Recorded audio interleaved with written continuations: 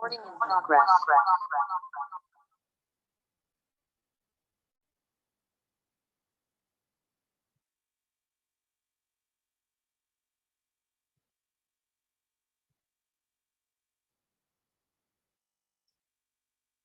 Baik, Bismillahirrahmanirrahim. Assalamualaikum warahmatullahi wabarakatuh. Profesor Idrus yang saya hormati, saudara-saudara para mahasiswa pendidikan kewarganegaraan pada mata kuliah teori pendidikan politik.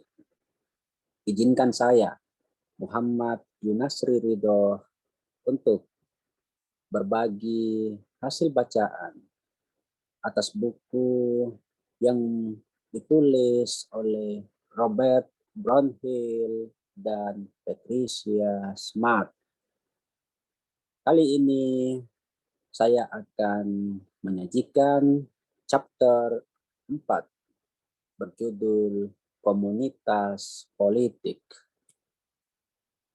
Bab ini dimulai dengan sebuah pendahuluan atau pengantar. Dikatakan bahwa politik selalu berkaitan erat dengan kekuasaan, dengan kebijakan, dengan masyarakat, dan juga berkaitan dengan pemerintahan. Pemerintahan yang seperti apa? Yakni yang diadaptasi sesuai dengan keadaan, dengan situasi, dengan kondisi di mana pemerintahan itu dijalankan. Kata Mill, suatu masyarakat politik tidak mungkin muncul begitu saja, sebab di dalamnya mencakup gagasan mengenai peranan dan sifat individu serta hubungan dengan sesamanya yang juga dengan pemerintahannya. Saudara-saudara, perjalanan pemikiran politik itu berada dalam situasi konflik dan situasi dialektis, di mana argumen-argumen itu senantiasa berkonflik dan berdialektika, dan itu berlangsung selama berabad-abad. Dialektika apa yang terjadi, argumen apa yang mengalami dialektika dan konflik, yakni gagasan-gagasan mengenai keadilan, mengenai jalannya kekuasaan, dan mengenai kependudukan dan kewarganegaraan. Dialektika itu di dalam perjalanannya akan melahirkan konsep yang saat ini kita mengenalnya. Kita menyebutnya dengan rule of law. Di dalam rule of law itulah masyarakat politik dikembangkan, dijalankan. Karena itu, rule of law di satu sisi dan masyarakat politik di sisi yang lainnya sebetulnya ibarat dua sisi koin mata uang yang tak dapat dipisahkan. Sekalipun keduanya berbeda, tetapi keduanya tak dapat dipisahkan. Masyarakat politik membutuhkan rule of law. Dan rule of law hanya mungkin dijalankan dalam suatu komunitas, dalam suatu society, dalam suatu masyarakat politik. Mari kita kembali ke belakang. Setidak-tidaknya kalau kita merujuk pemikiran di era Renaissance ketika Eropa abad ke-8 mulai ditinggalkan. Di situ setidak-tidaknya ada 3 tokoh yang seringkali dikutip dalam diskursus politik, yakni Thomas Hobbes, John Locke, dan Rousseau. Menurut Hobbes, pada mulanya masyarakat itu kacau balau, konflik. Untuk mengakhiri kekacaubalauan konflik tersebut, maka diperlukan kontrak sosial, kontrak sosial.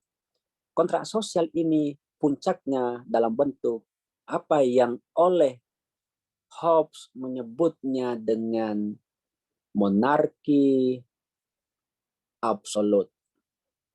Monarki absolut ini oleh Hobbes dianggap sebagai peradaban yang ideal, negara yang ideal, masyarakat yang ideal, di mana kekacauan menjadi tidak ada, konflik menjadi tidak ada, karena ada kekuasaan yang kita sepakati untuk menjalankan pemerintahan, menegakkan hukum. Namun, pemikiran ini kemudian dikritik oleh John Locke yang menyebutnya bahwa monarki absolut itu akan beresiko terjadi kemerosotan moral, degradasi pemerintahan, sehingga akan terjadi kesewenang-wenangan, akan terjadi kekacauan. Karenanya, ia menyarankan untuk membentuk kontrak sosial dalam bentuk apa yang ia sebut dengan monarki konstitusional, yakni pemerintahan oleh satu orang, tetapi dalam batas-batas konstitusional. Ini tentu berbeda dengan monarki absolut sebagaimana yang dibayangkan oleh Hobbes. John Locke menawarkan monarki konstitusional. Monarki konstitusional ini ternyata dianggap juga belum menuntaskan problem-problem kekuasaan. Karena ternyata sekalipun ia dibatasi oleh konstitusi, tetapi ada kekhawatiran kekuasaan yang dipegang oleh satu orang di dalam monarki tersebut itu juga akan mengalami kemerosotan. Karenanya Rousseau kemudian datang lalu menawarkan apa yang kita sebut dengan republik, bahwa kekuasaan itu harus dipegang oleh rakyat, lalu didelegasikan kepada penguasa, dan penguasa ini tidak boleh dipegang oleh satu orang, tetapi dijalankan secara kolektif dengan membagi, memisahkan kekuasaan-kekuasaan tersebut. Persis di situ nanti kita akan mengenal ada legislatif, ada eksekutif, dan ada yudikatif, dan seterusnya. Begitulah konflik, begitulah dialektika argumen yang terjadi berentang berabad-abad lamanya. Saudara-saudara, di dalam bab ini juga dijelaskan mengenai hak umum dan hak khusus. Hak umum adalah puncak pemikiran etis yang sebenar-benarnya. Hak umum dimiliki oleh manusia bukan karena hubungan atau fungsi-fungsi tertentu, melainkan semata-mata karena ia manusia. Hak ini dimiliki oleh semua manusia tanpa terkecuali. Di dalam negara kita Indonesia, seringkali hal ini disebut dengan HAM, hak asasi manusia. Inilah hak umum. Lalu terminologi yang kedua ialah hak khusus. Apa itu hak khusus? Yakni sebuah hak yang timbul dalam suatu relasi-relasi khusus antara beberapa manusia atau karena fungsi khusus yang dimiliki orang terhadap orang yang lain. Sebagai contoh, misalnya, jika seseorang meminjam 10.000 dari orang lain dengan janji akan mengembalikan dalam 2 hari, 3 hari, atau 4 hari, maka orang tersebut mendapat hak atas janji tersebut. Inilah yang disebut dengan hak khusus. Dan saya kira pemilahan hak umum dan hak khusus ini itu banyak kita temukan dalam komunitas politik, dalam komunitas sosial, di dalam masyarakat kita di masa sekarang. Kemudian selanjutnya dijelaskan mengenai komunitas politik. Di sini dikutip pendapat dari C.R. Lucas dan Hart. Keduanya mengatakan bahwa semua komunitas atau anggota komunitas berinteraksi satu sama lainnya. Jika anggota mereka ternyata hidup terisolasi, maka tidak akan ada komunitas. Artinya, Lucas dan Hart ingin menjelaskan bahwa komunitas politik itu kata kuncinya ialah interaksi, di mana di dalam komunitas tersebut setiap anggota mengalami apa yang disebut dengan pertukaran, simbiosis, interaksi, dan seterusnya, dan seterusnya. Yang apabila terjadi isolasi, peminggiran, penutupan, dan semacamnya, maka persis di situ sebetulnya tidak ada komunitas. Kemudian Hobbes dan John Locke seperti yang saya sebutkan di slide sebelumnya tadi juga disebutkan di dalam bab ini.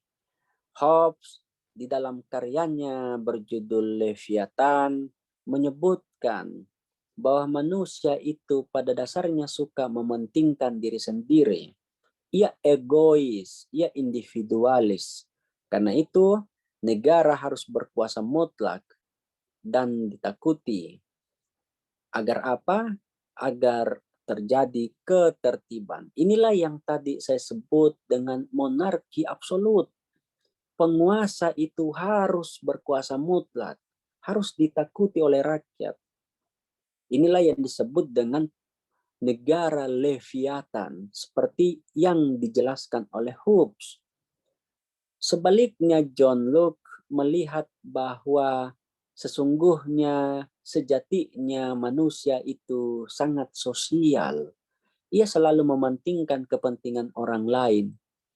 Karena itu sebetulnya manusia di dalam hatinya, di dalam nuraninya selalu ada cita-cita untuk membentuk persemakmuran, commonwealth, negara persemakmuran. Ini adalah dua pendapat yang kira-kira bisa menggambarkan kepada kita bagaimana komunitas politik itu mengalami dialektika di dalam pendapat, di dalam argumen. Terakhir, ada yang disebut dengan karakteristik komunitas politik.